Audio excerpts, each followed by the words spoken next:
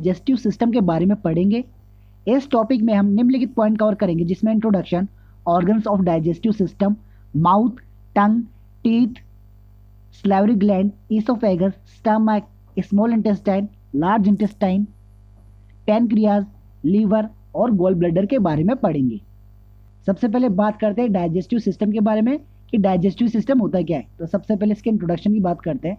Digestive system को कई अन्य नामों से भी जाना जाता है, जिसमें intestine, digestive tract, alimentary canal, gastrointestinal tract, intestinal tract और इंटेस्टाइनल ट्यूब्स भी शामिल है। यह डिफरेंट प्रकार की डाइजेस्टिव प्रोसेस को डिस्क्राइब करता है, जो डाइट में लिए गए फूड को एब्जॉर्प्शन के लिए प्रिपेयर करता है। डाइजेस्टिव प्रोसेस खाए गए भोजन को ग्रेजुअली या धीरे धीरे तब तक ब्रेक डाउन करता है जब तक कि ये एब्जॉर्प्शन के लिए सूटेबल फॉर्म में ना आ जाए। डाइजेस्टिव सिस्टम की एक्टिविटीज मेनली 5 ग्रुप में होती है, जिसमें इंजेक्शन, फूड को एलिमेंट्री कैनाल में ले जाना, जिसमें कंटेंट को एलिमेंट्री ट्रैक्ट में मिक्स और मूव करना, डाइजेशन, जिसमें डाइजेस्टिव सिस्टम के ग्लैंड्स और एक्सेसरी ऑर्गन द्वारा प्रोड्यूस किए गए सीक्रेशन में मौजूद एंजाइम द्वारा फूड का मॉलिक्यूल्स में केमिकल डाइजेशन होता है। एब्जॉर्प्शन और एलिमिनेशन शामिल है। एलिमेंट्री कैनाल की बात करें तो इसमें mouth, pharynx, oesophagus, stomach, small intestine, large intestine, rectum और एनल कैनाल शामिल है। एक्सेसरी ऑर्गन की बात करें तो सलाइवरी ग्लैंड्स, पैनक्रियाज और लीवर बाइलरी ट्रैक्ट के 3 पेयर्स में होते हैं। अब अपन बात करते हैं माउथ के बारे में। तो माउथ में गम्स और चिक्स के बीच का हिस्सा वेस्टिब्यूल होता है। चिक्स और लिप्स की म्यूकस मेम्ब्रेन लाइनिंग गम्स या एरियोलर रिजिड पर रिफ्लेक्टेड होती है। माउथ की रूफ का प्लेट बनाता है और एंटीरियर हार्ड प्लेट और पोस्टीरियर सॉफ्ट प्लेट में डिवाइडेड होता है। हार्ड प्लेट का निर्माण मैक्सिला और पैलेटाइन बोन से होता है। सॉफ्ट प्लेट मस्कुलर होता है और हार्ड प्लेट के पोस्टीरियर एंड से नीचे की ओर कर्व होता है। यूवुला म्यूकस मेम्ब्रेन के साथ कवर की गई मसल्स का कर्व्ड फोल्ड होता है, जो सॉफ्ट प्लेट की फ्री बॉर्डर के मिडल से नीचे की ओर लटका होता है। माउथ और ओरल कैविटी मसल और बोन से बाउंडेड होते हैं। एंटीरियरली लिप्स के द्वारा, पोस्टीरियरली ओरोफेरिंग्स के साथ, लेटरली चिक्स की मसल्स के द्वारा, सुपीरियरली बोनी हार्ड प्लेट और मस्कुलर सॉलिड प्लेट के द्वारा होता है। इंफीरियरली मस्कुलर टंग के सॉफ्ट टिश्यू के द्वारा होता है।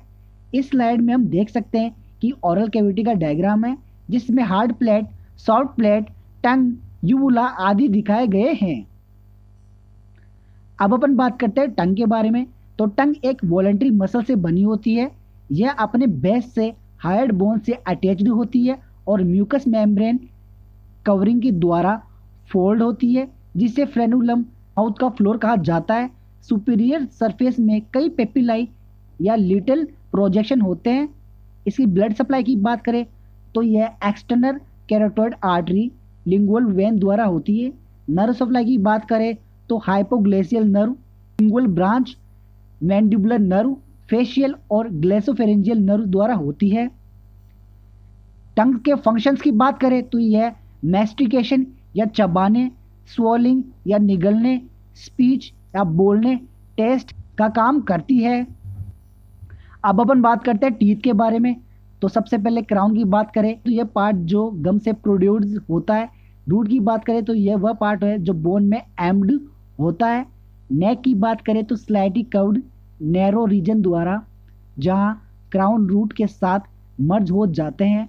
ब्लड सप्लाई की बात करें तो मैक्सिलरी आर्टरी और इंटरनल जुंगुलर द्वारा होती है। नर्व सप्लाई की बात करें तो यह मैक्सिलरी नर्व और मैंडिबल नर्व द्वारा होती है।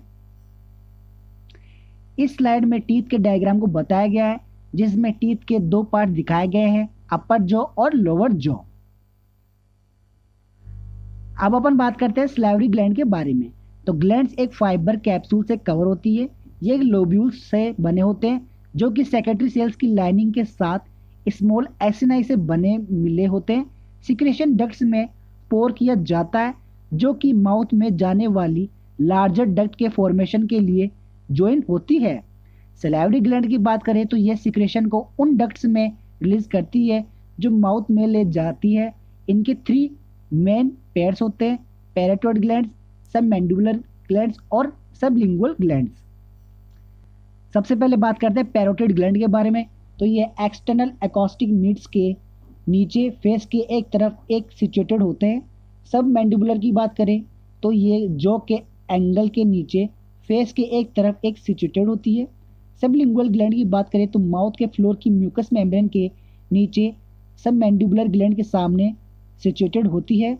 ब्लड सप्लाई की बात करें तो एक्सटर्नल कैरोटिड आर्टरी और एक्सटर्नल जुगुलर वेन द्वारा होती है। सलाइवा के कंपोजिशन की बात करें तो इसमें water, mineral salt, salivary amylase, mucus, antimicrobial substance शामिल है। सलाइवा के सिक्रेशन की बात करें तो सलाइवा को ऑटोनॉमिक नर्व सिस्टम द्वारा कंट्रोल किया जाता है। पैरासिम्पैथेटिक सिक्रेशन में एंजाइम के रिलेटिवली लो कंटेंट और अदर ऑर्गेनिक सब्सटेंस के साथ वाटरी सलाइवा का सिक्रेशन होता है। सिंपैथेटिक स्टिमुलेशन में ऑर्गेनिक मटेरियल से भरपूर स्मॉल अमाउंट में सलाइवा का सिक्रेशन होता है। सलाइवा के फंक्शन की बात करें तो ये पॉलीसेकेराइड के केमिकल डाइजेशन में हेल्प करता है, फूड के लुब्रिकेशन में हेल्प करता है, माउथ की क्लीनिंग और लुब्रिकेशन करता है, नॉन स्पेसिफिक डिफेंस करता है, टेस्ट में हेल्प करता है। इस स्लाइड में सलाइवरी ग्लैंड के पार्ट्स को दिखाया गया है। इसके 3 पार्ट्स डायग्राम में दिखाए गए हैं जो कि पैरोटिड ग्लैंड, सबलिंगुअल ग्लैंड और सबमैंडिबुलर ग्लैंड हैं। आइए इससे जुड़ा अपन एक प्रैक्टिस क्वेश्चन कर लेते हैं। Which of the following are the parts of alimentary canal? तो इसके ऑप्शन है mouth, pharynx, oesophagus, all of the above. तो इसका आंसर होगा ऑल ऑफ द अबव। अब अपन बात करते हैं ईसोफेगस के बारे में। तो ईसोफेगस लगभग 25 सेंटीमीटर लॉन्ग और लगभग 2 सेंटीमीटर डायमीटर का होता है और ट्रेकिया और हार्ट के पीछे वर्टिबल कॉलम के सामने थोरैक्स के मीडियन प्लेन में स्थित होता है। यह फेरिंग्स के ऊपर के साथ कंटिन्यूसली होता है और डायफ्राम के नीचे या स्टमक से जुड़ा होता है। ईसोफेगस के अपर और लोअर एंड इंस्फिक्टर द्वारा क्लोज्ड होते हैं, जैसा कि इस पिक्चर में दिखाया गया है। अपर सर्कोफेरेंजियल इंस्पायरेशन के दौरान ईसोफेगस में एयर के पासेज को रोकता है और ईसोफेरेंजियल कंटेंट के एस्पिरेशन को रोकता है। ईसोफेगस में एसिड गैस्ट्रिक कंटेंट रिफ्लेक्स को कार्डिक इंस्पेक्टर या ईसोफेगस 5 लेयर से बना होता है जिसमें कोई सीरोसेल लेयर नहीं होती है। Outer longitudinal muscularis propria, inner circular muscularis propria muscles, जबकि lower 2/3 smooth muscle submucosa और लास्ट मस्कुलरिस म्यूकोसा होती है। अब अपन बात करते हैं स्टमक के बारे में। तो स्टमक जे शेप का होता है जो एपिगैस्ट्रिक में एलिमेंट्री कैनाल का डायलेटेड पोर्शन होता है। यह कार्डिक स्पेक्टर से एसोफेगस के साथ और पाइलोरिक स्पेक्टर से डुओडेनम के साथ जुड़ा होता है। इसमें 2 क्रिवेचर होते हैं जो कि लेजर और ग्रेटर क्रिवेचर होती है। स्टमक को 3 रीजन में डिवाइडेड किया गया है, फंडस, बॉडी और पाइलोरिस। जब स्टमक इनएक्टिव होता है तो पाइलोरिस स्पेक्टर रिलैक्स्ड और ओपन होता है और जब स्टमक में फूड होता है तब स्पेक्टर क्लोज्ड हो जाता है। स्टमक की वॉल्स की बात करें तो इसमें मसल लेयर और म्यूकोजल लेयर होती है। इस स्लाइड में स्टमक के डायग्राम को बताया गया है। गैस्ट्रिक जूस और स्टमक के फंक्शंस की बात करें तो 2 litre gastric juice daily mucosal की स्पेशलाइज्ड सेक्रेटरी ग्लैंड द्वारा सीक्रेट किया जाता है, जिसमें water, mineral salt, mucus, hydrochloric acid, intrinsic factor शामिल होते हैं। गैस्ट्रिक जूस के फंक्शंस की बात करें तो वाटर फूड को लिक्विफाई करता है, इंजेस्टेड माइक्रोब्स को किल करता है, एसिड एनवायरनमेंट प्रोवाइड कराता है। गैस्ट्रिक जूस के सिक्रेशन की बात करें तो सिफिलिक फेज में जूस का फ्लो फूड के स्टमक में पहुंचने से पहले होता है और यह फूड की साइट, स्मेल और टेस्ट द्वारा आरंभ की गई वेगस नर्व के रिफ्लेक्स स्टिमुलेशन के कारण होता है। गैस्ट्रिक फेज की बात करें जब फूड की प्रेजेंस पाइलोरिसिस में एंड्रोकाइन सेल्स को स्टिमुलेट्स करती है और डुओडेनम हार्मोन गैस्ट्रिन सीक्रेट करती है जो डायरेक्ट सर्कुलेटरी सिस्टम में पास होता है। इंटेस्टाइनल फेज की बात करें तो जब स्टमक का partially digestive content small intestine तक पहुंचता है तो दो हार्मोन सेक्रेटिन और कोलेस्टोकाइनिन जो इंटेस्टाइनल म्यूकोजा में एंडोक्राइन सेल्स द्वारा प्रोड्यूस होते हैं। स्टमक के फंक्शंस की बात करें तो यह टेम्पररी स्टोरेज होता है, केमिकल का डाइजेशन करता है, मैकेनिकल ब्रेकडाउन करता है, लिमिटेड एब्जॉर्प्शन होता है, इसमें माइक्रोब्स के अगेंस्ट नॉन स्पेसिफिक डिफेंस करता है, एब्जॉर्प्शन के लिए आयरन की प्रिपरेशन करता है, इंट्रिंसिक फैक्टर का प्रोडक्शन और सिक्रेशन करता है, गैस्ट्रिन हार्मोन का सिक्रेशन करता है। आइए इसी से जुड़ा अपन एक और प्रैक्टिस क्वेश्चन कर लेते हैं। Which of the following has no enzyme? इसके ऑप्शन है bile, gastric juice, pancreatic juice, all of the above. तो इसका सही आंसर होगा बाइल, यानी कि ऑप्शन ए। अब अपन बात करते हैं स्मॉल इंटेस्टाइन के बारे में। तो स्मॉल इंटेस्टाइन स्टमक के पाइलोरिस स्पेक्टर के निरंतर होती है। स्मॉल इंटेस्टाइन लगभग 2.5 सेंटीमीटर डायमीटर की होती है, जो 5 मीटर से लिटिल ओवर लॉन्ग होती है, और यह लार्ज इंटेस्टाइन में इलियोसेकल वॉल तक होती है। डूडेनम की बात करें तो यह लगभग 25 सेंटीमीटर लॉन्ग और स्टमक से जुड़ी होती है। यह केवल 23 से 28 सेंटीमीटर लंबी होती है। इसका डायमीटर वाइडेस्ट होता है और यह मेसेटरी आर्टरी द्वारा सपोर्टेड नहीं होती है। जूस प्रोवाइड करने के लिए डक्ट्स, लीवर, गॉल ब्लैडर और पैनक्रियास से डूडेनम में एंटर करती है, जो स्टमक से आने वाले एसिड को न्यूट्रलाइज करती है और प्रोटीन, कार्बोहाइड्रेट और फैट को डाइजेस्ट करने में हेल्प करती है। जूजेनम की बात करें तो सेकेंड रीजन जूजेनम होता है। एब्डोमेन के सेंट्रल सेक्रेशन में रिमेनिंग ट्रैक्ट के अबाउट 2/5 होता है। इसकी एक्सटेंसिव ब्लड सप्लाई के कारण जेजुनम का कलर डीप रेड होता है। इसके पेरिस्टाल्टिक मूवमेंट रैपिड और विग्रोस होते हैं और इस रीजन का सपोर्ट करने वाली मेसेटरी आर्टरी में लिटिल फैट होता है। इलियम की बात करें तो इलियम लोअर एब्डोमेन में लोकेटेड होता है। इसकी वॉल्स प्रीवियस सेक्शन की तुलना में सकरी और पतली होती है। ब्लड सप्लाई अधिक लिमिटेड होती है। पेरिस्टाल्टिक या कर्माकुंचन गति या मूवमेंट स्लो होती है और मेसेटरी में फैटी एरियाज होते हैं। ब्लड सप्लाई की बात करें तो यह स्मॉल इंटेस्टाइन को सीलियक ट्रंक और सुपीरियर मेसेंट्रिक आर्टरी से ब्लड सप्लाई होती है। ये दोनों अरोटा की ब्रांचेस होती है। डूडेनल सीलियक ट्रंक से सुपीरियर पैनक्रियाटिक डूडेनल आर्टरी के माध्यम से और सुपीरियर मेसेंट्रिक आर्टरी से इंफीरियर पैनक्रियाटिक डूडेनल आर्टरी के माध्यम से ब्लड रिसीव करती है।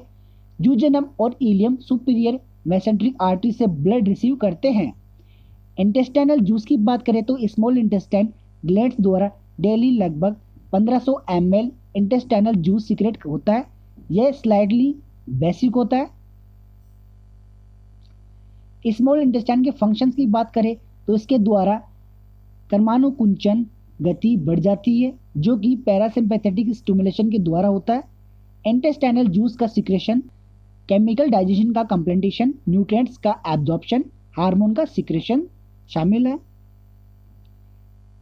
पैनक्रियाटिक जूस की बात करें तो पैनक्रियाटिक जूस एक्सोक्राइन पैनक्रियास द्वारा सीक्रेट होता है और डूडेनम के डूडेनल पेपिलिया में एंटर होता है। इसमें शामिल है वाटर, मिनरल सॉल्ट, एमाइलेज और लाइपेज एंजाइम, ट्रिप्सोनोजन और क्राइमोट्रिप्सोनोजन जो इनएक्टिव एंजाइम होते हैं।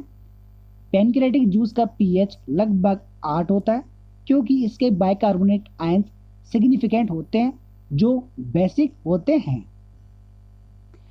पैनक्रियाटिक जूस के फंक्शंस की बात करें तो यह प्रोटीन का डाइजेशन करता है, कार्बोहाइड्रेट का डाइजेशन करता है और फैट का डाइजेशन करता है।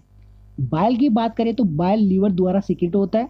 जब हिपेटोपैनक्रियाटिक स्पेक्टर क्लोज हो जाता है तो यह डूडेनम में एंटर करने के अनेबल होता है। तब यह हेपेटिक डक्ट सिस्टम डक्ट के साथ गॉल ब्लैडर में गुजरता है जहां इसे स्टोर किया जाता है। बाइल का पीएच लगभग 8 होता है और 500 और 1000 ml के बीच डेली सीक्रेट होता है। इसमें शामिल है water, mineral salt, mucus, bile salt, bile pigment और कोलेस्ट्रॉल। बाइल सॉल्ट के फंक्शंस की बात करें तो यह स्मॉल इंटेस्टाइन में फैट का इमल्सिफिकेशन करता है, बिलिरुबिन का एक्सक्रीशन करता है। साइड में स्मॉल इंटेस्टाइन के पार्ट्स नजर आ रहे हैं। इसके 3 पार्ट्स होते हैं, ड्यूडेनम, जेजुनम और इलियम। ड्यूडेनम स्टमक से जुड़ा होता है और इलियम और जुजुनम लार्ज इंटेस्टाइन से जुड़े हुए होते हैं। अब अपन बात करते हैं लार्ज इंटेस्टाइन के बारे में। तो लार्ज इंटेस्टाइन लगभग 1.5 मीटर लॉन्ग होती है। राइट इलियम फोसा में सिकम के शुरुआत होती है और एनल कैनाल में रेक्टम तक पेल्विस के डीप पर समाप्त होती है। इसका ल्यूमेन डायमीटर लगभग 6.5 होता है, जो स्मॉल इंटेस्टाइन के कंपैरिजन में लार्ज होता है। यह स्मॉल इंटेस्टाइन को कोइल्ड राउंड बनाता है। सिकम की बात करें तो यह लार्जेस्ट इंटेस्टाइन होती है। यह एक डायलेटेड रीजन होता है। इंफीरियर का ब्लाइंड एंड होता है और सुपीरियर या असेंडिंग कोलन के साथ वर्मीफोर अपेंडिक्स एक फाइन ट्यूब होती है जो एक एंड पर क्लोज्ड होती है और सिकम से निकलती है। कोलन की बात करें तो असेंडिंग कोलन, ट्रांसफर कोलन और सिग्मोइड कोलन शामिल है। लार्ज इंटेस्टाइन के फंक्शंस की बात करें तो यह एब्जॉर्प्शन, माइक्रोबियल एक्टिविटी, डिफेक्शन जिसमें बॉडी से फीसिस का डिस्चार्ज शामिल है। इस स्लाइड में लार्ज इंटेस्टाइन को बताया गया है। अब अपन बात करते हैं पैनक्रियाज के बारे में। पैनक्रियाज एक येलो ग्रे ग्लैंड होती है जिसका वेट लगभग 60 ग्राम होता है। यह लगभग 12 to 15 सेंटीमीटर लॉन्ग होती है और एब्डोमेन के एपिगैस्ट्रिक और लेफ्ट हाइपोकॉन्ड्रिक रीजन में सिचुएटेड होती है। यह एक ब्रॉड हेड, बॉडी और एक नैरो टेल में मिलकर बना होता है। हेड डुडेनम के कर्व में लाइज होता है। स्टमक के पीछे बॉडी और लेफ्ट किडनी के सामने की ओर टेल और जो स्प्लीन तक पहुंचता है। पैनक्रियाज की आइसलैंड सेल्स इंसुलिन हार्मोन का सिक्रेशन करती है। एब्डोमल अरोटा और इंफीरियर वेना कावा ग्लैंड्स के पीछे स्थित होता है। पैनक्रियाज एक्सोक्राइन और एंडोक्राइन ग्लैंड दोनों होता है। एक्सोक्राइन पैनक्रियाज की बात करें तो इसमें बड़ी संख्या में स्मॉल एक्सिनाई से बने ट्यूब्स होते हैं जिसकी दीवारों में सेक्रेटरी सेल्स होती है। एक्सोक्राइन पैनक्रियाज का वर्क पैनक्रियाटिक जूस का फॉर्मेशन करना होता है जिसमें एंजाइम होते हैं। इनएक्टिव प्रिकर्सर्स में से कुछ जो कार्बोहाइड्रेट, प्रोटीन और फैट को डाइजेस्ट करते हैं। एंडोक्राइन पैनक्रियाज की बात करें तो पूरे ग्लैंड्स में डिस्ट्रीब्यूटेड स्पेशल सेल्स के ग्रुप होते हैं जिन्हें पैनक्रियाज कहा जाता है। इन आइसलैंड में कोई डक्ट नहीं होती है, इसलिए हार्मोन डायरेक्ट ब्लड में डिफ्यूज होते हैं। ये इंसुलिन और ग्लूकागोन हार्मोन का सिक्रेशन करते हैं जो ब्लड ग्लूकोज के लेवल में हेल्प करते हैं। इस स्लाइड में पैनक्रियाज का डायग्राम को बताया गया है और यह स्टमक के नीचे स्थित होता है और इसके पैनक्रियाटिक डक्ट निकलती है जो कि बाद में बाइल डक्ट से मिलती है और बाइल जूस को ड्यूडेनल में सिक्रीट करती है। अब अपन बात करते हैं लीवर के बारे में। तो लीवर बॉडी की लार्जेस्ट ग्लैंड होती है। यह एब्डोमिनल कैविटी के अपर पार्ट में सिचुएटेड होती है जो राइट हाइपोकॉन्ड्रियक रीजन के ग्रेटर पार्ट पर ऑक्यूपाई होती है। एपिगैस्ट्रिक रीजन का पार्ट है और लेफ्ट हाइपोकॉन्ड्रिक रीजन में एक्सटेंड होती है। डायफ्राम के अंडर सरफेस को फिट करने के लिए अपर और एंटीरियर की सरफेस स्मूथ कर्व्ड होती है। इसकी पोस्टीरियर सरफेस की आउटलाइन इरेगुलर होती है। इन इलास्टिक कैप्सूल में एनक्लोज्ड होता है और पेरिटोनियम के एक लेयर द्वारा कवर किया जाता है। लिगामेंट का सपोर्ट करने वाले पेरिटोनियम की फोल्ड जो लीवर को डायफ्राम की इंफीरियर सरफेस से जोड़ता है। यह पार्शली इन लिगामेंट द्वारा और पार्शली एब्डोमिनल कैविटी में ऑर्गन्स के प्रेशर से मेंटेन किया जाता है। लीवर के 4 लोब होते हैं, large right lobe, smaller left lobe, caudate quadrate lobe. ये लोब थिनी फंक्शनल यूनिट से बने होते हैं जिन्हें लोब्यूल कहा जाता है। लीवर लोब्यूल की आउटलाइन हेक्सोग्लोनल होती है और क्यूबाइडल सेल द्वारा बनी होती है। हेपेटोसाइट्स के 2 पेयर्स लीवर आर्टरी के मिक्सचर से अरेंज होते हैं। साइनोसाइट्स को लाइनिंग करने वाली सेल्स के बीच लीवर मैक्रोफेजेस या कुफर सेल्स होती है जिनका फंक्शन इंजेस्ट और ब्लड सेल्स और किसी भी फॉरेन पार्टिकल्स को डिस्ट्रॉय करना होता है। लीवर से जुड़े ऑर्गन्स की बात करें तो सुपीरियर और एंटीरियरली डायफ्राम और anteriorly abdominal wall, inferiorly stomach, bile duct, duodenum, colon के हिपेटिक फ्लेक्सर, राइट किडनी और एड्रिनल ग्लैंड शामिल है। पोस्टीरियरली की बात करें तो इसमें oesophagus, inferior vena cava, aorta, gall bladder, vertebral column शामिल है। लेटरी की बात करें तो लोअर रिब्स और डायफ्राम शामिल है। लिवर के फंक्शन की बात करें तो कार्बोहाइड्रेट के मेटाबॉलिज्म, फैट का मेटाबॉलिज्म, प्रोटीन का मेटाबॉलिज्म, आरबीसी का ब्रेकडाउन और माइक्रोब्स के अगेंस्ट डिफेंस करना है, ड्रग और टॉक्सिक सब्सटेंस का डिटॉक्सिफिकेशन करना, हार्मोन का डीएक्टिवेशन करना, हार्ट का प्रोडक्शन, स्टोरेज, बाइल का सिक्रेशन करना शामिल है। यहाँ पर लीवर के डायग्राम को बताया गया है जिसमें हिपेटिक वेन और आर्टरी जो ब्लड को लेने और ले जाने का काम करती है, और साइड में गॉल ब्लैडर है जो कि बाइल जूस को स्टोर करता है। आइए इसी से जुड़ा अपन एक और प्रैक्टिस क्वेश्चन कर लेते हैं। Which cell of pancreas secrete insulin? तो इसके ऑप्शन है beta cell, goblet cell, island cell या ऑल ऑफ द अबव। तो इसका सही आंसर होगा आइसलैंड सेल, यानी कि ऑप्शन सी। अब अपन बात करते हैं गॉल ब्लैडर के बारे में। तो गॉल ब्लैडर पीएच शेप सेक का होता है जो कनेक्टिव टिश्यू द्वारा लीवर के पोस्टीरियर सरफेस से अटैच होता है। इसमें एक फंड्स या एक्सपेंडेड होता है बॉडी और एक नेक होता है जो सिस्टिक डक्ट के कंटिन्यूसली होता है। गॉल ब्लैडर में टिश्यू की एक ही लेयर होती है जो कि एलिमेंट्री ट्रैक्ट की बेसिक स्ट्रक्चर होती है।